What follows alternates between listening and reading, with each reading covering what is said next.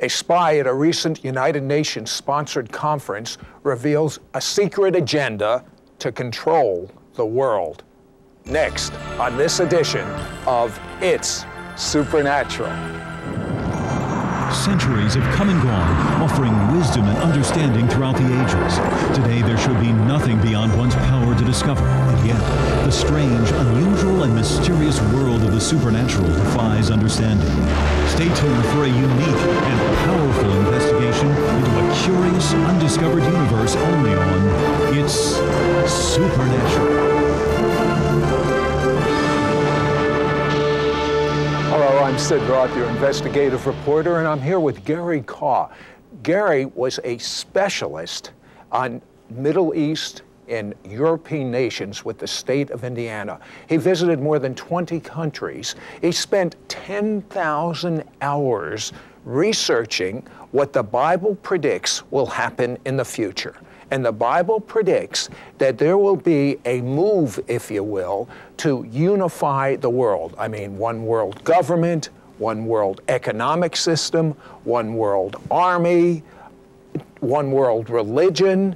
And I know that this sounds, kind of weird and conspiracy, but there are some amazing things that you're going to find out, that the predictions written thousands of years ago in the Bible about the last days and the system of the government of the last days is happening before our very eyes.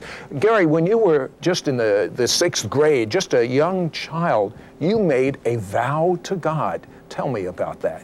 Yes, I did. I remember sitting in my classroom in Kettering, Ohio, and our teacher that year was teaching us history for the first time, and was telling us about what happened during World War II.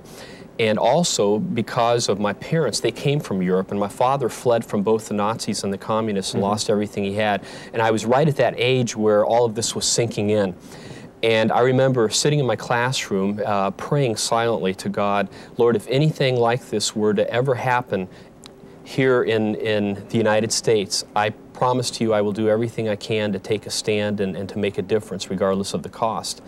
And years later, of course, working for the government as the Europe and Middle East trade specialist, I traveled a lot overseas, worked with our foreign embassies very closely for usually several days at a time in the area of international trade.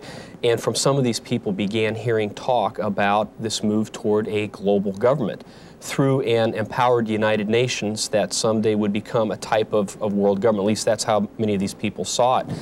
And I asked a lot of seemingly naive questions. I wanted to find out where they were coming from and where all of this was going. And one thing led to another. And then finally I felt, Lord, are you taking me up on that promise I made back in 6th grade? Am I supposed to do something with this information? And if so, where do I begin? And the doors began opening up within a few weeks, literally, as I was asked to. You found out something about the monies yes. of the world. Explain that. Well, in February of 1984, I was invited to tour a company in Indianapolis, my hometown, that was to receive the contract from the U.S. Treasury Department to build the new printing presses that would be printing the new U.S. currency. And they already had a prototype machine built at that time. And so I asked the gentleman there a lot of questions regarding this new currency, what it was to look like, the purpose behind it. And to make a long story short, I discovered that new currencies were coming out all around the world. They had very similar features. It would make the tracking of the currencies possible and eventually result in a single global currency system. So this was just the next step before we have a completely unified system. But as I said, this was back in 1984. And in the mid-1990s is when the new currency actually began coming out in the United States. So this was in the making for many years before it actually happened. So what it appears to me, Gary, is you made this vow as a child. God took you up on it, and supernaturally, if you will, you began to see the machinery to set up this one world currency before it was public knowledge. Correct, and not just the currency, but the whole move toward global government from a political standpoint, and also seeing a lot of the beginnings, at least, the seeds of this attempt to bring all the world's religions together into a type of unification or even one world religion. Now, some might say it would be a wonderful thing to unify all of the religions. Let's face it, most wars have occurred for religious reasons. Yes, on the surface it sounds good, but when you look at the people that are at the forefront of promoting this agenda, generally speaking, many of them are very anti-Semitic, anti-Christian, and involved in the occult. That's the part that we are not really being told publicly. So a good face is being put on this for public consumption, but when you begin to research it and look who is pushing this agenda and specifically how they want to accomplish it, it would bring in a very dark era, I believe. Well, you started attending United Nations or United Nations sponsored events or having friends attend them. What did you find out? Well, mainly through friends that have attended these meetings, we've learned that there is a very strong political agenda at work, and that it is to a large degree being spiritually motivated. Again, that's the part that doesn't seem to come through the mass media. What do you mean by spiritually motivated? Well, at the recent UN Millennium Forum that a friend attended, and we'll be talking to him shortly here, many of the organizations that were represented there represent religious groups. For example, the Baha'i International Community, a lot of... they're doing a lot of work in Israel. I mean, I couldn't believe it. They built a beautiful temple. They bought the road going directly to the water because they believe their Messiah is going to come out of the sea and walk up that road. Yeah. So they bought it from the town in Israel. Yes, the Baha'is are involved in this. There were a number of Roman Catholic organizations that were directly participating in the United Nations Millennium Forum. In fact, the registration process was overseen by Franciscans International. Also at that meeting was Lucis Trust. Now here's something very interesting, and we can document this, and I've done so in my book. Lucis Trust was originally founded under the name Lucifer Publishing Company. Now Lucifer is the name for the devil. Another name for Satan in the Bible, correct. It was founded under that name, and then 2 years later its name was changed to Lucis Trust. This was back in the 1920s. And this organization still exists today. And at this UN event, they were passing out copies of a prayer called the Great Invocation. Now, this is an occult prayer, which they believe if they can get enough people in the world... But this is the United Nations. This is United Nations. I mean, even in the United States, they don't want prayer in the schools. And they're having a prayer, and it's sort of like an ESP, New Age type prayer. Exactly. The whole purpose of the prayer, they believe if they can get enough people reciting this, that it will speed up the coming of the Christ. And who they mean by the Christ is different than who I mean by the Christ. They are actually talking here about the Antichrist, a coming global ruler. It's a very occult organization, but they are very well accepted in UN circles. Hold that thought. We're going to be back after the break, and we're going to talk to an individual that actually was at this UN-sponsored meeting, that was a spy, that found out things that were not reported in the press and in the media that'll shock you. We'll be back right after this word.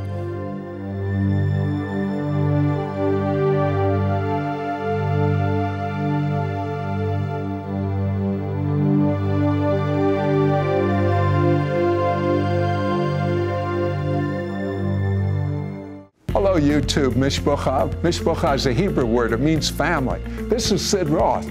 Welcome to my world, where it's naturally supernatural. If you've been blessed by this show, please subscribe.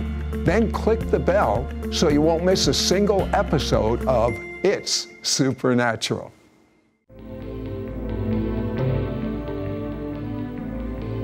Hello, I'm Sid Roth, your investigative reporter, and I'm finding the most fascinating things out. I have Gary Kaw here, and Gary has explained to me there have been 5 recent United Nations meetings.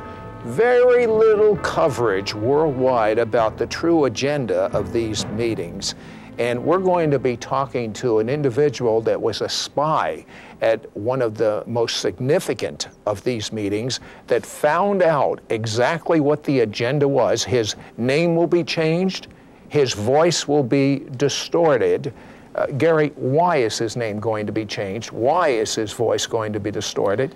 Well, so that those people who were at the meeting who are pushing this agenda will not realize who this person is, because he would like to be able to continue to attend meetings like this to be able to gather this information. And I thank God that he's been able to share this with us so that we can get this information out to people. But why do we have to get this information out? Why do you have to get it out? Why isn't it in the press?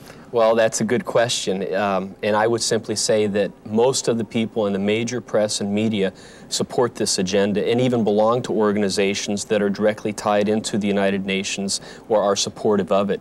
So it would not make sense for them to want to expose something negative regarding the United Nations when they are actually part of that flow. Okay, who was at this particular meeting? What people groups? I already mentioned a few of them, the Baha'i International, Lucis Trust, but the main organizations that had the most power, the World Federalist Movement was very significant in this. Also Kofi Annan, he gave the keynote address, the opening keynote address. A special statement was read from Mikhail Gorbachev, who strongly supported this event and was tied into it. Stephen Rockefeller, who is tied into the Earth Council, the Earth Charter Committee, was there as well, and a lot of very prominent people. Help me out, what's the Earth Charter? The Earth Charter, we have a final copy, or a copy of the final draft of the Earth Charter right here with us. This is something that Mikhail Gorbachev has been traveling around the world promoting, and he would like to see this become the main global governing document of the United Nations under a one world government. He would like to see the United Nations empowered to the point where it becomes a type of world government and where the Earth Charter is their main governing doctrine, so to speak. Now this is big stuff. We're talking about one group of people controlling the world. This is big. This is definitely something worthy of being covered by all the major networks, and yet we have not been told about any of it. All right, Gary, well, we have Jamie, and his voice is disguised electronically. There was a spy at this recent United Nations meeting. Jamie, kind of bottom line, tell me what you observe with your own eyes and your own ears at this meeting. Well, thank you very much for allowing me to come on. What I observed was probably one of the most significant things were the discussions, closed-door meeting discussions on creating independent United Nations funding through world taxation. That was very Excuse me. I mean, here in the United States, we have enough taxes. Are you saying there's going to be a tax on the world by the United Nations? That's one of the proposals that has been circulated. The idea is to tax international currency transactions. There are trillions of dollars going between borders, and to put a tax on that. With that money, they'd be able to fund things such as the United Nations-controlled military force, which was also discussed, and the concept of setting up a world parliament, so to speak, that would work alongside the United Nations and to give it more teeth. Oh, you talk about a United Nations military. Would this replace the militaries of the various countries of the world? At this point, it wouldn't. Understand, we already do have a form of UN military empowerment. A couple of years ago, this is something that has not made the news. The United Nations set up what is, in essence, a global SWAT force. The acronym for it is called SHIRBRIG, S-H-I-R-B-R-I-G. It stands for Standing Forces High Readiness Brigade, which is a 5,000-man unit right now located in Denmark, and is under the command and control of the United Nations. And this is something that is on the record. I mean, you can actually get this information if you pursue it through UN channels. Now, the Bible talks about all of this happening just before the world goes into a very chaotic state. In your opinion, is this the forerunner or actually it of this one world government and one world religion and one world army and one world economic system? The whole idea of a one world system, a new world civilization, has been in the mindsets of men for 100 years and more. What we're seeing right now, and this is my personal belief, is that these events that are taking place specifically in the year 2000 are watershed moments in time. in the sense that we will look back 3, 5, 8 years down the road, and we will be able to look at this time period and say the year 2000 was a pivotal moment for globalization. And I firmly believe that we are already in a system of globalization. We just simply haven't awakened up to it yet. Okay, if you had to say one thing that you observed that was not made or circulated worldwide that you want our viewers to know, what would that be? They hate Christians. They hate Christians? Absolutely. Why pick on one religion? Because we're intolerant. Because Christians are intolerant? We're considered bigots in their eyes. We're considered intolerant. I've been to numerous world government meetings where Christians, fundamental Christians, are described as either the main enemy or a fundamentalist threat. They view Christians and our potential influence within such institutions as Congress as being a very serious issue they need to overcome. We are a hurdle for them, but they are jumping over us. They are trampling us. And Gary, I have to ask you a question. The Pope is involved. Lots of people that are known Christians are involved with these things. What do you mean they hate Christians? Well, I'll tell you, when I began speaking out on this, it cost me my job. I worked for the government, and they issued me an ultimatum to stop talking about it or else lose my job. And as Jamie has shared at his meetings, and other people have said the same thing to me, that in these circles, they see Christians as being the main obstacle to this global government, because they will not merge together with all of the world's religions into a type of unified one world religious system, because Christians believe that Jesus Christ is the only way because of what he did on the cross. And because Bible-believing Christians insist on that very fact, they are viewed as being a fly in the ointment. They have to be dealt with somehow. Hold that thought, because we're going to find out something that I personally had difficulty believing until I saw it with my own eyes about this one world religion that is evolving. We'll be right back after this word.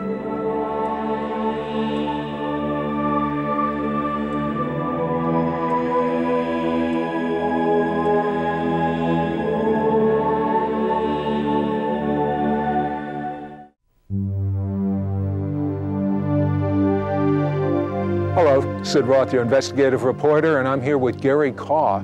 And Gary is about ready to explain something I've seen with my eyes, I have great difficulty with, but it seems as though what is predicted in the Bible is happening before our very eyes. The reason I have difficulty with this is I never, my wildest imagination, thought I would see what I saw, but you'll find out about this in a moment. Now Gary, you had a quote from Mikhail Gorbachev in reference to the Pope. I wonder if you'd read that. Yes, and what I want to share briefly is that in our research and in attending some of these meetings, there are many key players involved in this, but what came as a shock to us was that the two most prominent figures had been Mikhail Gorbachev and Pope John Paul II. And I realized that would come as a surprise to some people, but I have a quote here from Mikhail Gorbachev regarding his relationship with the current Pope, and this came from the Denver Post, 1992. Gorbachev says, "I have carried on an intensive correspondence with Pope John Paul II since we met at the Vatican in December 1989. And I need to add in, at that time, he actually bowed at the Pope's feet and in essence brought himself under his authority. And he has also stated that Pope John Paul II is the world's highest moral authority." So now let me go back to the quote from Mikhail Gorbachev. He says, "The sense of mutual affection and understanding which resulted from our meeting is to be found in each of our letters. I cannot help but say that we share a desire to move forward and complete what we began together. When I was with him, I realized that the Pope had also played a role in what we came to call the new political thinking. What I have always held in high esteem about the Pope's thinking and ideas is their spiritual content, their striving to foster the development of a new world civilization. And finally, it can be said that everything which took place in Eastern Europe in recent years would have been impossible without the Pope's efforts and the enormous role, including the political role, which he played in the world arena." And there are more statements like that from Gorbachev. Okay, so those two are tied together. They're tied together, and he sees the Pope as being his closest ally in building the new world civilization, is what I'm trying to share here. This is Mikhail Gorbachev. What is called the Earth Charter, which is like a constitution for a one world government and one world economic system and one world army and one world political system. But what was intriguing to me is the video footage and the statements you found that the current Pope stated. Going back to 1986, he called for the first public interfaith meeting in Assisi, Italy in 1986, and we have some video footage from that meeting, which is quite amazing. Over 200 religious leaders from around the world were there, including the Dalai Lama, the symbolic leader of Buddhism, and this Pope has actively been pursuing the unification of all the world's religions around Rome. These people are traveling to Rome for these meetings. There have been a number of meetings like this now. And so you put this together with what Gorbachev is doing on the political front through the United Nations, and you have a partnership, a type of coming together of the countries of the world through the UN and the religions of the world through the Vatican, and there is an alliance that has been forged there. And this has simply not been shared through the mass media. Tell me some of the statements that you have observed that the current Pope has made. Well, the current Pope has made all kinds of statements regarding the power of the Vatican and how some people may be uncomfortable with this, that there is an agenda there, and I can't recite these entire quotes, but I have them documented in my book, The New World Religion. This Pope has made statements regarding interfaithism. He is quoted on this video as making the statement that the Holy Spirit lives in all people, whether they are Christian or not. Now that runs contrary to what came out from the Vatican recently, where it was stated basically that Catholicism is the only way to truth. So apparently they believe one thing privately, but are saying another thing publicly to woo the world's religions. In other words, they're basically saying all roads lead to Rome. You're right, yes. That's what it boils down to. There were some other things that you saw the Pope do. You saw him bow down? I did not see the Pope bow down, but on the video, he meets with Buddhist leaders and actually bows before a Buddhist figure. He also goes through Hindu occult rituals. So you saw this on a... This is on the video. A picture is worth 1,000 words, as they say. And in this particular video, in an 8-minute clip, the Pope was either overseeing or directly involved in at least 4 different occult rituals that we witnessed. Quite unbelievable, and again, not being shared through the mass media. But I believe if Christians saw this, it would change their perceptions of Pope John Paul II.